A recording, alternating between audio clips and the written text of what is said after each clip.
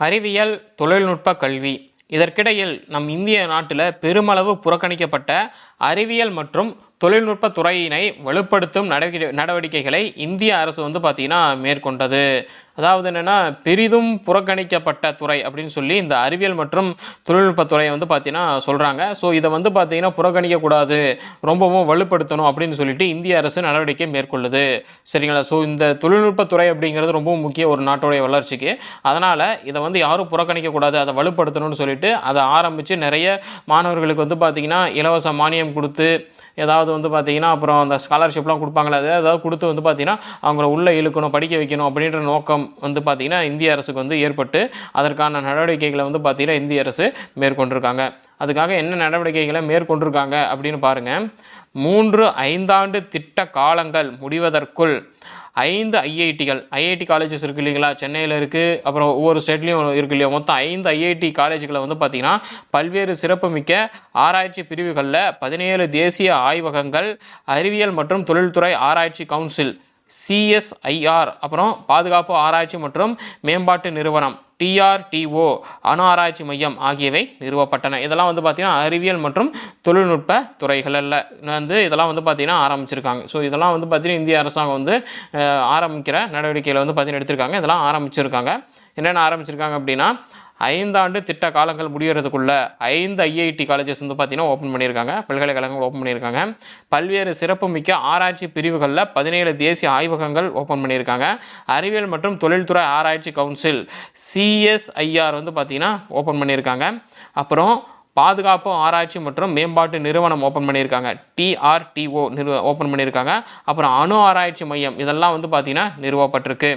அதுக்கப்புறமா 1983 ஆசிரியர் கல்விக்காக TP சட்டோபத்யாயா குழு, 1986 தேசிய கல்விக் கொள்கை ஆணையம், 1990 அமைக்கப்பட்ட ஆச்சாரியா ராமமூர்த்தி மீளாய்வு குழு, யாஷ்பால் குழு 1993, TSR சுப்பிரமணியன் ஆணையம் 2015, இது எல்லாமே ஆகியவை மாறி வரும் காலத்திற்கேற்ப பாடத்திட்டத்தில் மாற்றங்களை செய்யும் நோக்கத்துடன் அமைக்கப்பட்டன.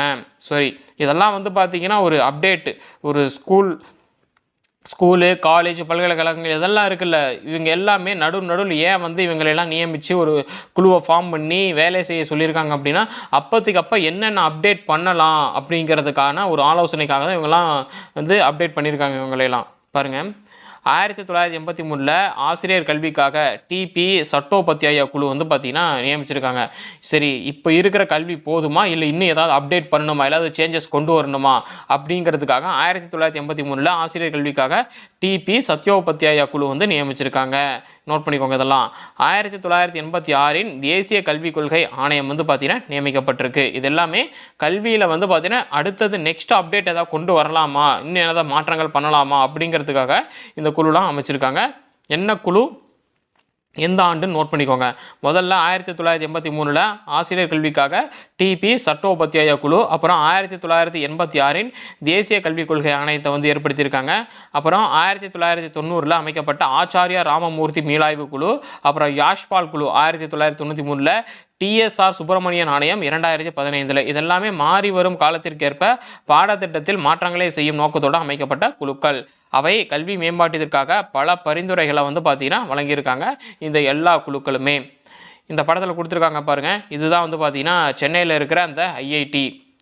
இந்தியாவில் கல்வி இன்று வரையிலான வளர்ச்சி எப்படி இருக்குது அப்படின்னு சொல்கிறாங்க பாருங்கள்.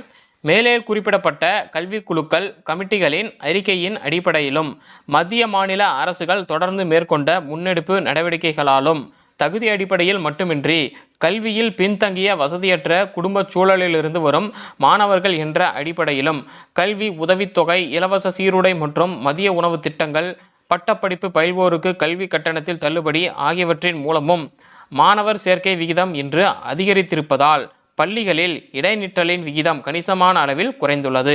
இதனால் என்ன ஆயிருக்கு அப்படின்னா, ஆண்களின் கல்வி அறிவு 2019 to 2021 84.4%, 1951 இது ஆண்களுடைய கல்வி அறிவு 1951 27.2% மட்டும்தான் இருந்திருக்கு. இப்போ பார்த்தீங்கன்னா கல்வி சதவீதம் 84.4 அதிகரிச்சிருக்கு. பெண்களின் கல்வி அறிவு 71.5% இருக்குது 2019 டு 2021. ஆனால் இது 1951 இது 8.9% மட்டும்தான் இருந்தது. 2018 சுமார் 36.6 மில்லியன் மாணவர்கள் 907 உயர்கல்வி நிறுவனங்களில் சேர்ந்திருந்தாங்க. ஆனால் 1956 உயர்கல்வி நிறுவனங்கள் மொத்தமாகவே பார்த்தீங்கன்னா 58 மட்டும்தான் பார்த்தீங்கன்னா இருந்ததா சொல்லப்படுது. அதில் கிட்டத்தட்ட பார்த்தீங்கன்னா ஒரு 2 லட்சம் மாணவர்கள் சேர்ந்திருந்ததா நம்ம இந்த பாடத்தில் பார்த்தீங்கன்னா படிச்சிருப்போம். ஸோ இந்த புள்ளி விவரங்கள் எந்த ஆண்டு இதெல்லாம் பார்த்தீங்கன்னா நோட் பண்ணி பார்த்து வச்சுக்கோங்க. ஆண்களின் கல்வி அறிவு 2019 டு 2021 84.4%. ஆனால் சுதந்திரம் கிடைச்சப்போ 1951 இது 27.2% மட்டும் இருந்தது.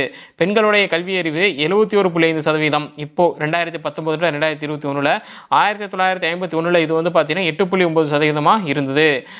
2018 சுமார் 36.6 மில்லியன் மாணவர்கள் 907 உயர்கல்வி நிறுவனங்களில் சேர்ந்திருக்காங்க. ஆனால் 1956 பார்த்தீங்கன்னா மொத்தமாகவே உயர்கல்வி நிறுவனங்கள் 58 மட்டும் தான் இருந்திருக்கு. இப்போ பார்த்தீங்கன்னா 907 உயர்கல்வி நிறுவனங்கள் இருக்கிறதா பார்த்தீங்கன்னா சொல்லியிருக்காங்க. ஸோ இதுதான் பார்த்தீங்கன்னா சுதந்திரம் கிடைச்சதுக்கப்புறம் இன்று வரையிலான பார்த்தீங்கன்னா கல்வி வளர்ச்சி அப்படிங்கிறது இந்த பர்சன்டேஜ் ரேஷியோவில் தான் இருக்குது.